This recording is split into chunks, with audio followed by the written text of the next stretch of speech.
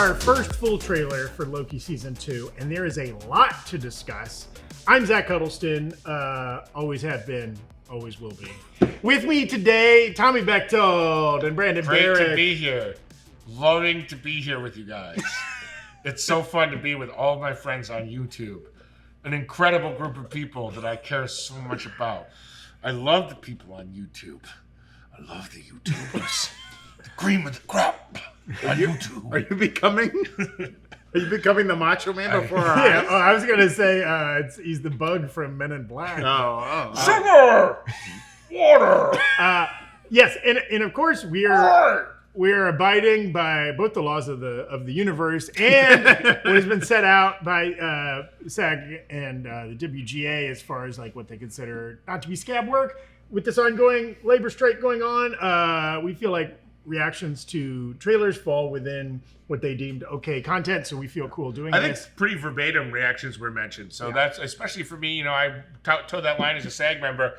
I'm trying to figure out what I'm comfortable doing. When it says reactions, I have seen that in writing from union members, so I will continue to react. And if that changes in the future, we'll change too. But for now, let's get into Loki Season 2 trailer. Yes. Okay, we're going to go through the trailer chronologically, and I should say here, throw out, if you're watching along on Twitch, throw out any questions, comments, thoughts you have. We're going to try to collect all of those, producer Evan, and answer those at the end of this video, and that'll probably be a second video on YouTube. What would you describe what Evan has on right now? Dual flamethrowers on each arm?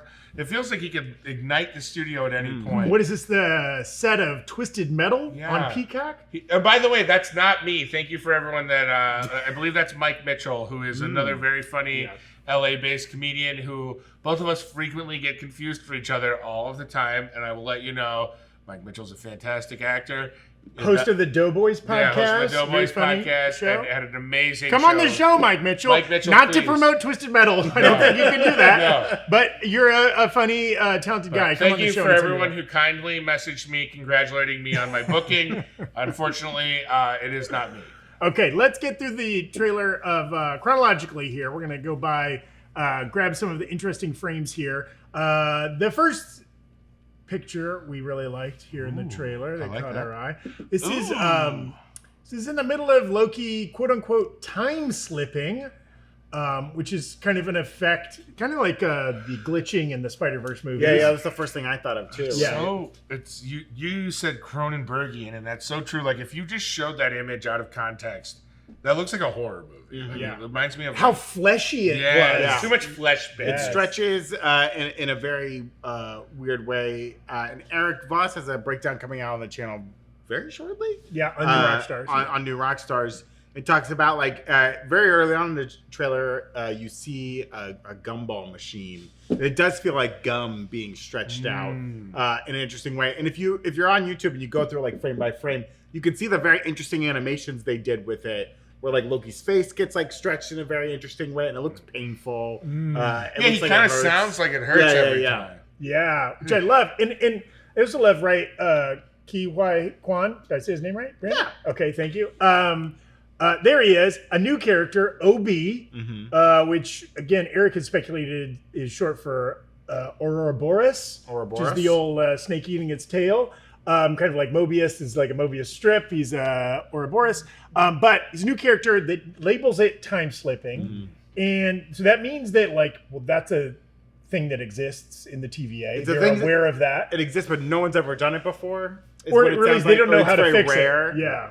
They've never seen it before. Yeah, they've heard tale of it. And Loki says, I've been pulled through time between the past and the present. And this is something they kind of teased or played with the concept in the first season, right? The temp pads would allow them to like rewind and like move forward people. Like that's how Hunter B-15 kind of controlled him. Right. And then he got control of it and like did it to her.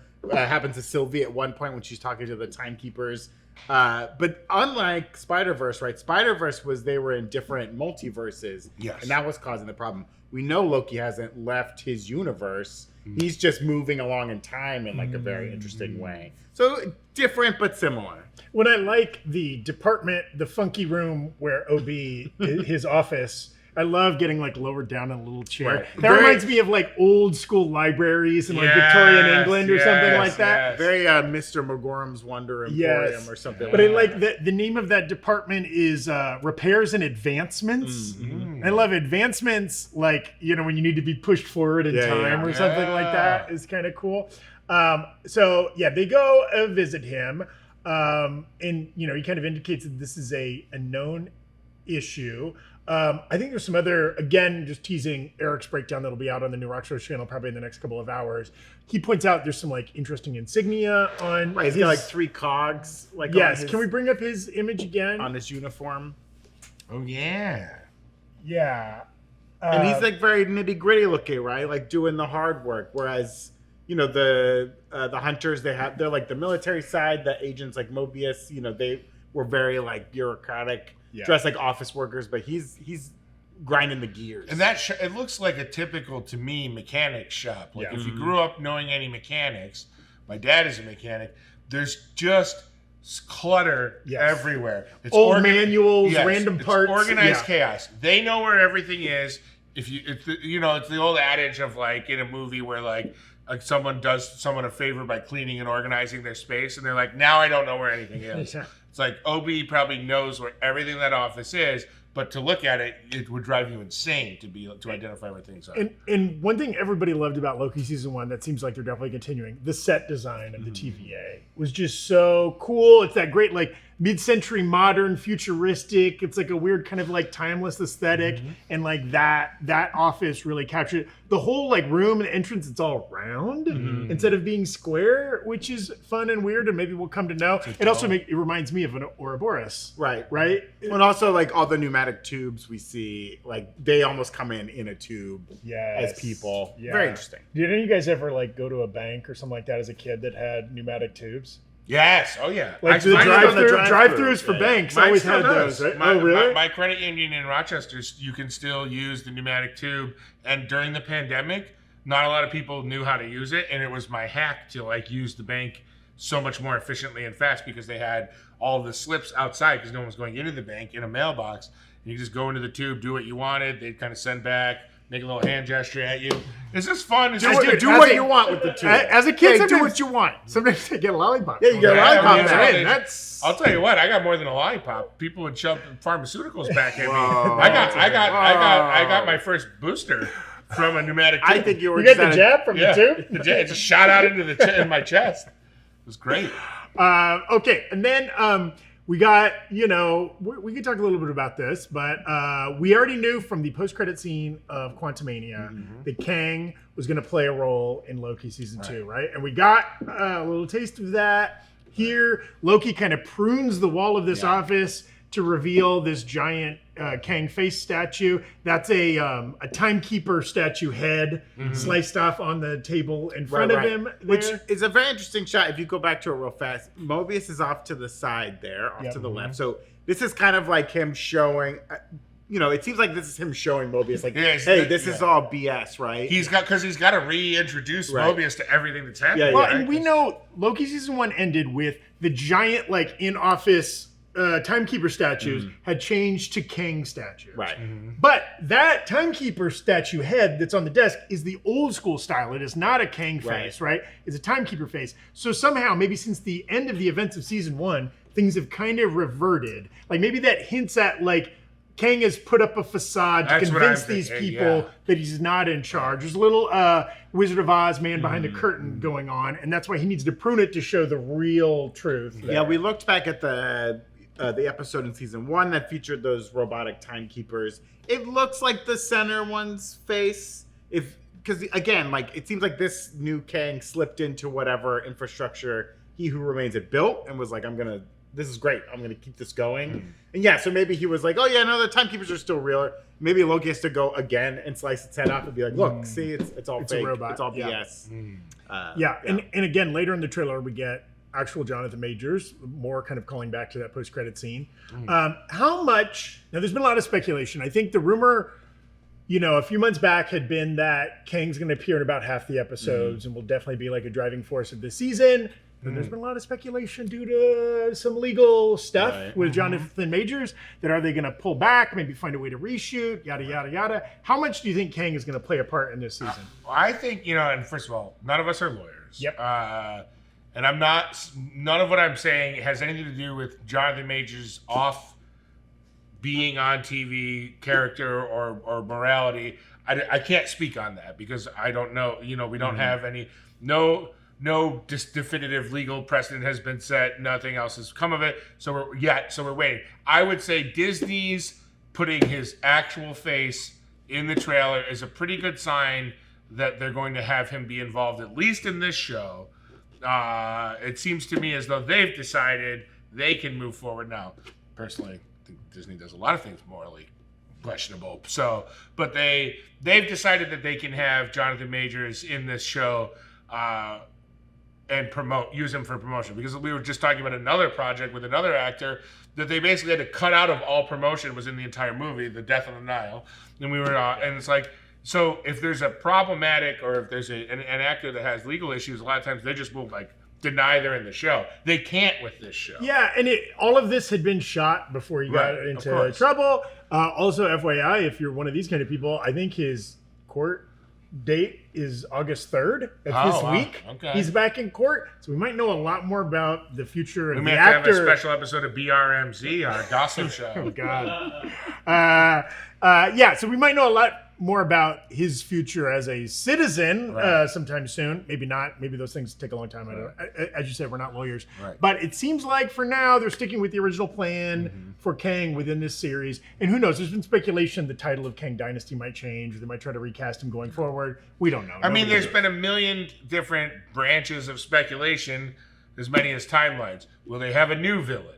Will there be a different Kang? Are they going to shift focus? No one knows anything because right now, nothing's happening anyway. So it's like all this content is going to burn out and it's going to take a while for stuff to get refired back up too. So that's right. Real quick, speaking of things getting fired up, we want to promote our line of Barbie adjacent merch on nerdriot.shop. We actually, Tommy and I are wearing the kind of our OG Boppenheimer I need a box office bomb, by the way. Well, so we have 3 new designs. Yeah. There they are. Atomic Blonde's the one on the left, box office bomb in the middle, and then Career Change on the right, kind of all playing on the phenomenon of Boppenheimer.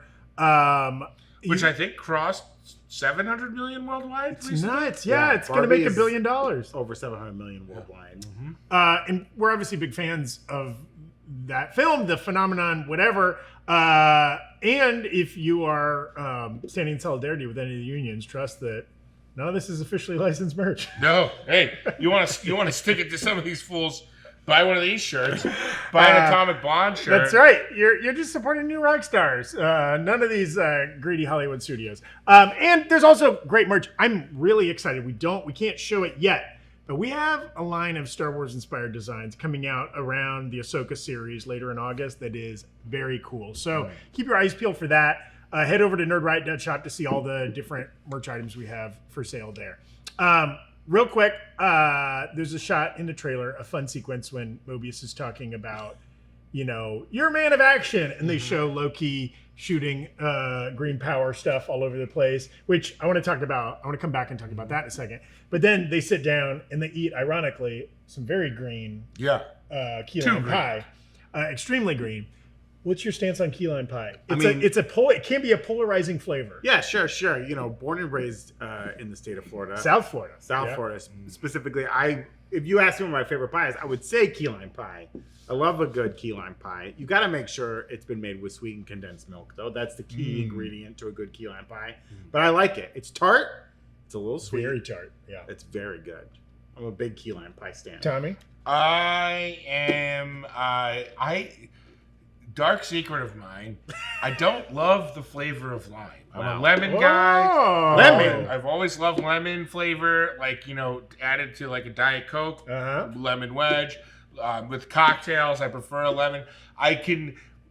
as part of a larger thing, a margarita, lime is fine. On its own, just distinct lime flavor. I don't know. It's something that happened to me. I didn't used to mind it at all. It's as I've gotten older, your taste buds kind of change. Sure. They're supposed to get more accepting somehow with lime. I must have had a bad lime experience. You were mugged by the lime gang. I did. Once, right? So you're a lemon bar, not a key somebody lime pie. shoved a dozen limes inside me one time. Oh no! And I haven't recovered. Was that the from dollhouse? Wasn't Yeah, it? it was. The doll factory. It was Sherry Ann and the rest of the dollhouse gang. That's a callback to the Twitch stream only. I didn't realize. But anyway, I will say I've had key lime pie before that I've enjoyed. Obviously, all pie is good pie. But the best pie flavor, which is a question that you may not have asked, but I'm reading off the prompter, to me is apple crumble pie done well with fresh apples is really good. Yes. And I'm always going to love a bourbon-infused pecan pie.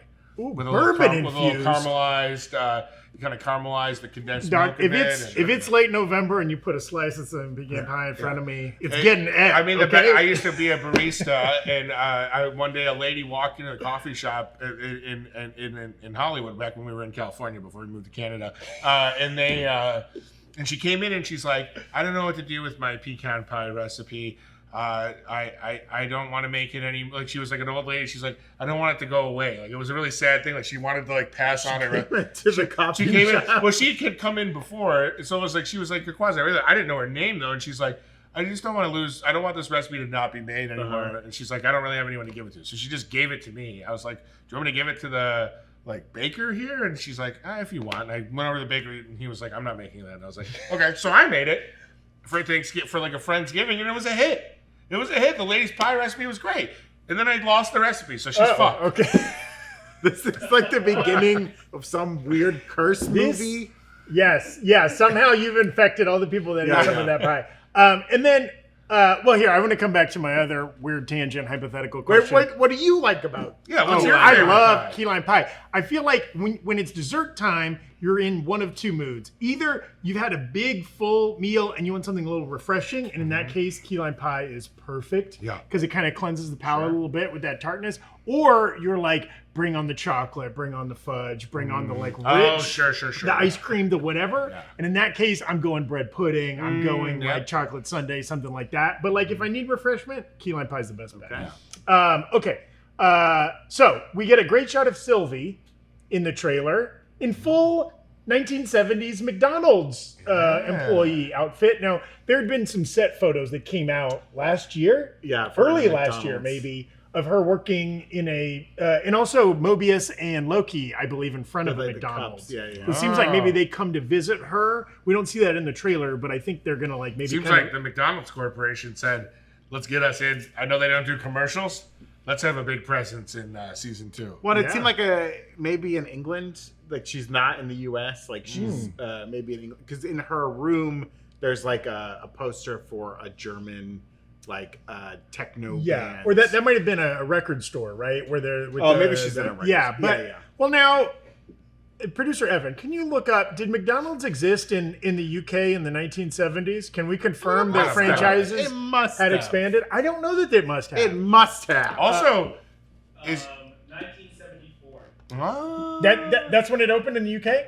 Okay, good job, Brandon. could be. Is McDonald's about to take over Baskin Robbins as the most shamelessly plugged food place in the MCU? Hey, they can exist. Side by they side. started with Burger King. That's what they had in Iron Man. He wanted. That's right. He's eating a Whopper. Oh, Yeah, God, at the that press can't- conference. Now that's movie magic. 'Cause They got ain't that for nobody cheap. getting out of building a suit out of a box of scraps in a cave. Their first request is not a Whopper. Well, I mean, this was before McDonald's had transitioned their quarter pounder to being cooked when you ordered. Back then in 2008, when you got a quarter pounder, it was pre-cooked patty. I know now you- they cook it when you order. It's a thicker. I know you showed up for Loki season 2, but I also know you're staying for pie talk and fast food talk. Okay. Welcome back to Burger Banter. Hey, any YouTube channel could just react to the trailer. We're giving you the full scope 360 content. Okay. Evan, should we do the fast food speed run where you have to go and like you go to I think it's 15.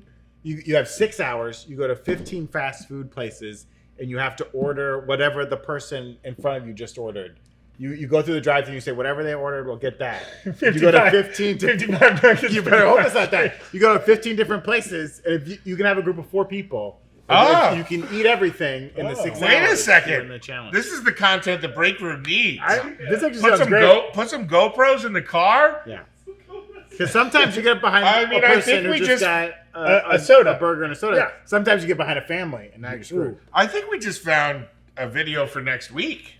Evan, write this down. Okay, but yeah, Sylvie, in like, where did we leave Sylvie? Right, she killed He Who Remains. She kicks Loki through a time door, back to the TVA, and then she's alone with He Who Remains, and she stabs him. He dies, and the last we see of her, she's in that room with him in the Citadel at the end of time, as the time stream begins to splinter and crack, and the multiverse breaks open.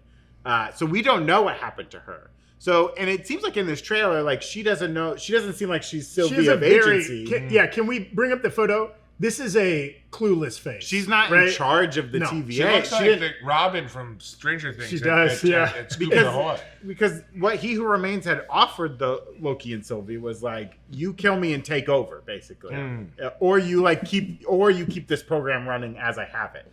Now, my theory is not to jump ahead too much, but my theory is like the way what He Who Remains had created, right, is like this stealth bomber that's flying through the universe, and no one sees the 616, the 199999, whatever you want to call it, right? He Who Remains dies. Now the time stream begins to crack and the timeline splinter. Now all the other Kangs can see it. The Kang jumps in, he takes over, and instead of like just keeping it open, he's like, no, this is a great little machine He Who Remains have built, and he flips the switch back on. But now he's in charge, right? Yeah. And Sylvie, he like sticks in a timeline somewhere and wipes her memory, so she has no idea what's going on. Quick question, now this is circling back to like how much Kang will be involved in this. Do you think we see some version of the post-credit scene from Quantumania where there's 1,000 Kangs hanging out in an arena or whatever? No. And we see this Kang maybe come from there, or... No, I don't think we see that. Okay. But yeah, I think that's interesting because and you also have to assume, and I know this series is all about time, but some time will have elapsed from maybe the end of season 1 to season 2, at least for some of the characters. Even if it's like the very next second for Loki, maybe Sylvia's gone off and she's in the 70s and whatever. Because it seems like we see in the trailer almost every big member of the TVA that we met before in some sort of real world scenario. Not in the TVA, essentially. Yes. Yeah, and we have some photos coming up. Well, here, let's look at our next image from the trailer.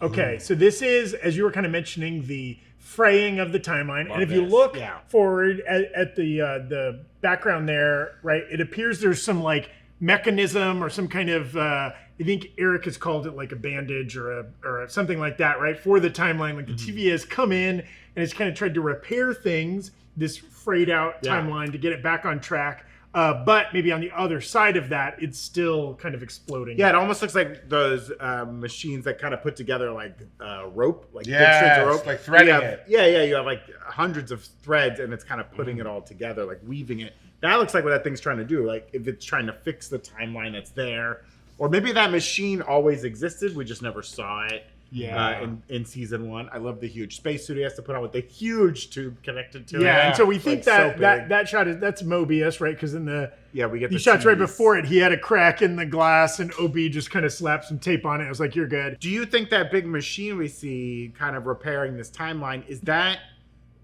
happen in the first 3 episodes, or is that like back of the season? Is that like a third act, if you will? You know what it speaks to? Like at some point, especially this seems like we might have a little bit of a 3 or 4 headed team here, maybe with they split Loki, off the 2 Lokis, Mobius, maybe OB helping, right? And so you need that, like,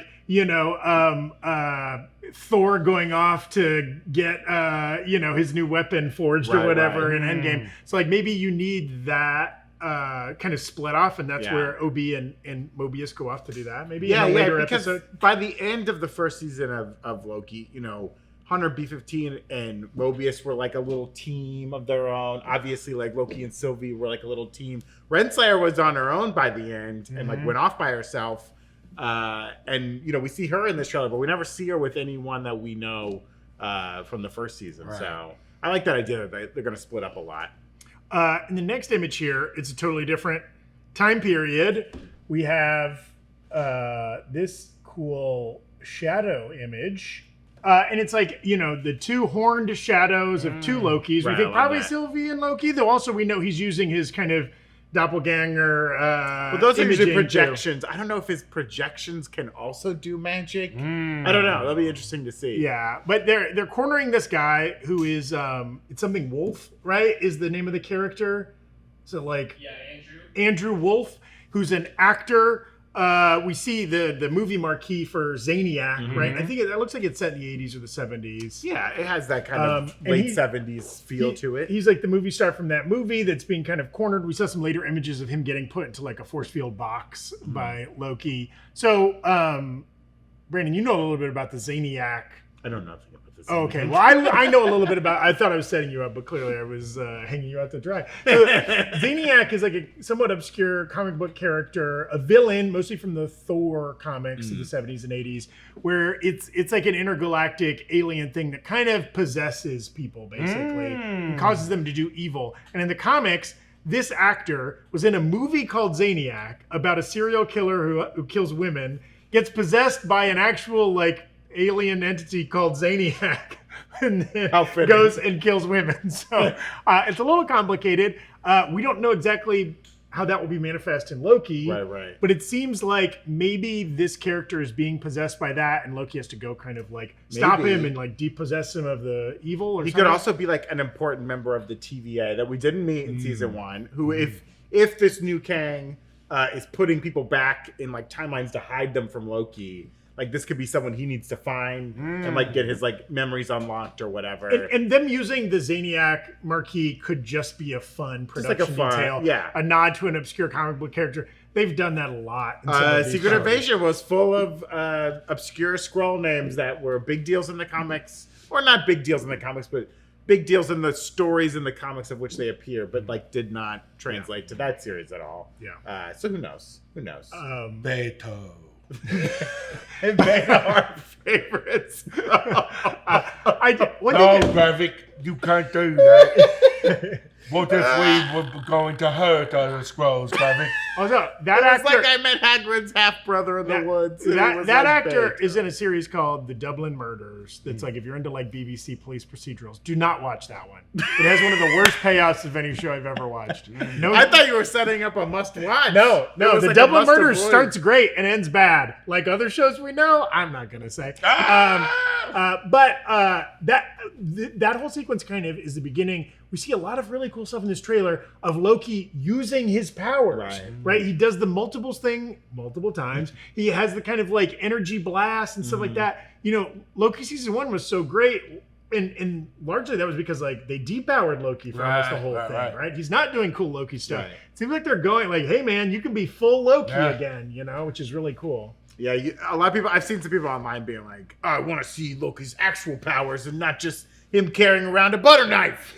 I want to see him fight and use his magic. Because he is a very powerful magician. One of the things I was most excited to talk about, the crazy next level Miss Minutes Here we go. manifestation. So we haven't talked, there we go. We're going to need a bigger claw. A big thing, we haven't talked about it yet, but a significant part of the trailer, and we think maybe the series, is set around what looks like the 1893 World's Fair in Chicago, famous for H.H. Holmes doing all his killing during that. It's super famous for that. Also the debut of the Ferris wheel. I want to say that. Oh yeah, those two uplifting moments. I think Ice Cream made its debut. Ice Cream was debuted. It was one of the biggies, okay? But that's the setting for the Quantumania post-credit scene. That's where we see, you know, when Mobius says we got to do some legwork. That's where they're going. And we see this gigantic Miss Minutes. I think Eric pointed out in his breakdown, right? She appears to stomp a man. So it's not just like a projection, right? She has corporeal power. Which we saw a little bit of that in the first season. Like one time when Loki's taking the test and she appears there and she jumps.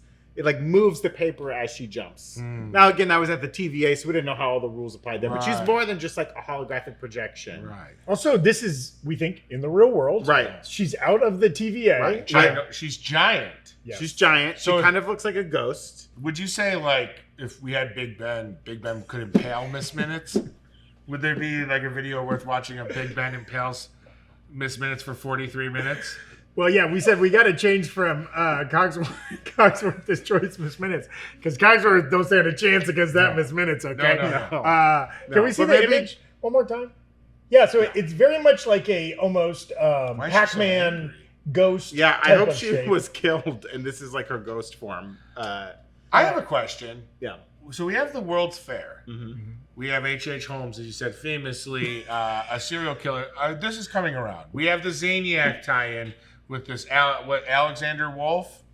Andrew Wolf. Andrew Wolf, who may or may not be someone possessed by a serial killer. Is there going to be like a Fallen level, like time traveling serial killer that's like a B storyline of this? Maybe a different Kang that's like a psycho killer Kang that they're chasing? Or is there just another character, maybe someone more demonic that we haven't approached yet that might be making a debut somewhere? Ooh, Mephisto! That is killing people like throughout time, and that's another person being tracked down. It just feels like weird to have two serial killer centric events in one trailer. And like we had multiple villains in season 1, right? There was how do you pronounce it? Eliath, the great big monster in the void that they had to defeat. Mm-hmm. Behind him was He Who Remains, right? And then kind of in the TVA also being a basic antagonist to Loki. Well, and Sylvie was initially set up as like the main antagonist. Mm-hmm. And so like I think that totally makes a lot of sense, right? That there's multiple things that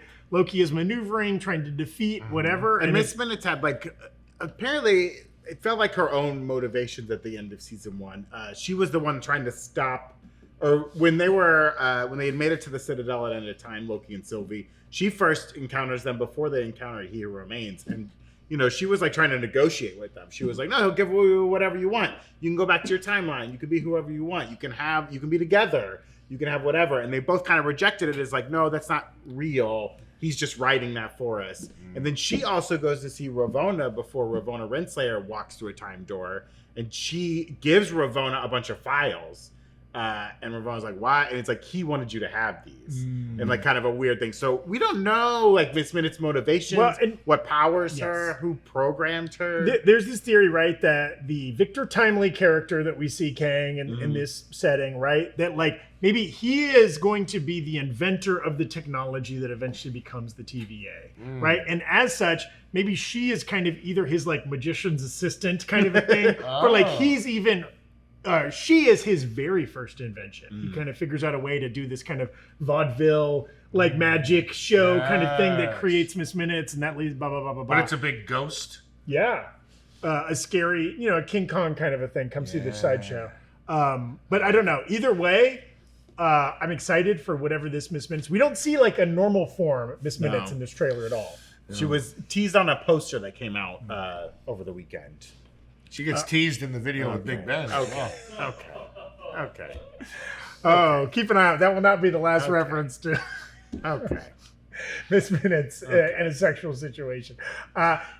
Speaking of, we got several images of Renslayer. Yeah, like this one, kind of in this Wizard of Oz. Actually, that looks very Kansas cornfield-esque, doesn't it? Looks very Eliath with all that purple. Yeah, maybe she's in the void there, but we see her in that kind of an outfit from this 1893 period multiple times. She appears to be in the crowd at the Victor Timely show. She's doing this, and like you said, the last time we saw her, she was leaving the TVA. We also know she was looking for the truth. She was a school teacher or a school principal. Yeah. Was her background, she had the pencil from that school or something? Yeah.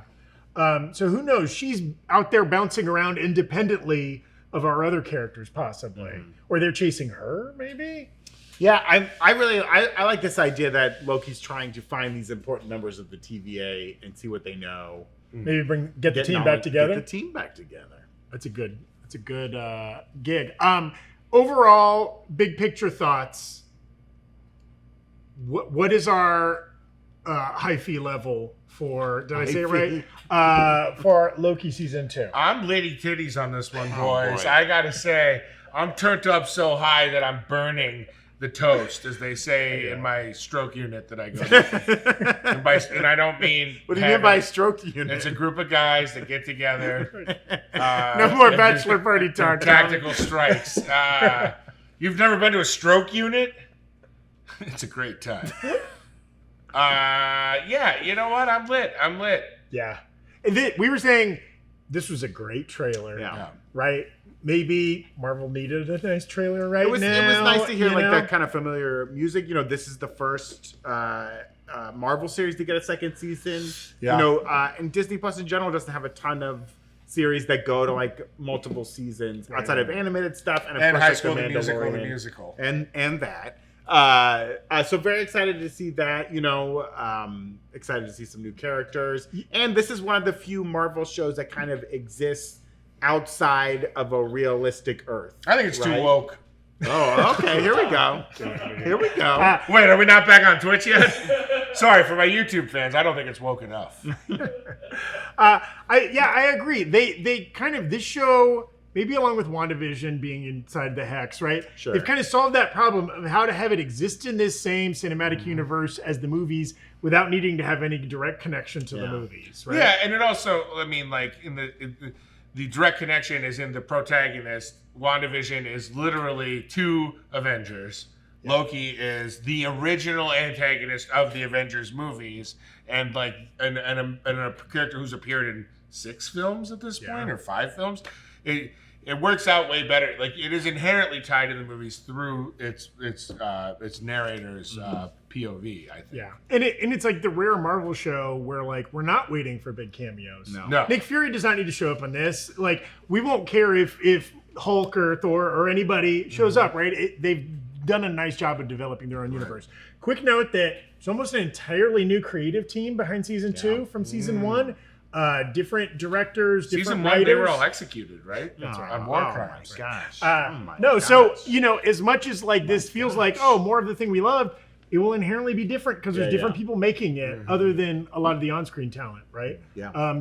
We're excited, obviously, as we get more trailers, and then once the show starts at the beginning of October, which is not that far off. No, it's shockingly close. In fact, I'd say it's Shocktoberly close. Also, let's do Rocktober this year. Oh, I'm down for Rocktober. Let's not do October. Let's do Rocktober and let's do Shocktober. Let's get the let out and do Rocktober as well. I'm doing Lockstober. Oh, just nothing but cured salmon? I'm doing Flocktober, where you just listen to Flock of Seagulls. Okay. They only have 1-hit songs, so it's going to be tough.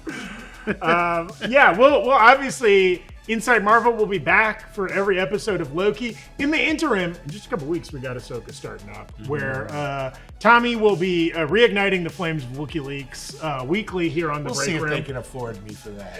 Well, they certainly can. Thank you so much for watching. Be sure to check out nerdriot.shop. Like and subscribe this video. The Breakroom, the little channel that could, is doing its best, and we'd appreciate your support. So thank you all so much for watching. And remember, Breakroom always has been and always will be. Latest Gators.